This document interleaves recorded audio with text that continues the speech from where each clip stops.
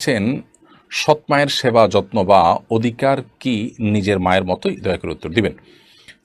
না, সৎ মায়ের সেবা যত্ন নিজের গর্ভধারণকারিণী মায়ের মতো করে করাটা কর্তব্য নয়।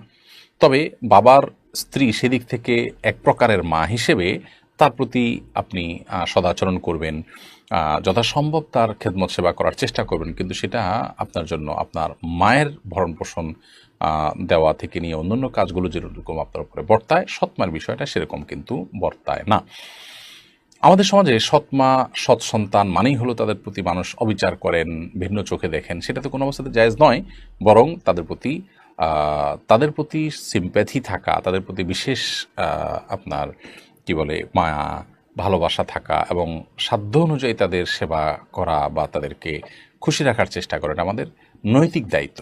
বাট শরীয়ত আমাদের জন্য এটা ফরজ করে দেয়নি যে তাদের ভরণ পোষণ আমাদেরকে দিতে হবে, এবং নিজের গর্ভধারণকারী মায়ের মতো বা নিজের গর্ভে থেকে আসা সন্তানের মতো করে সৎ সন্তানকে লালন পালন করতে হবে, এরকমটি আবশ্যক।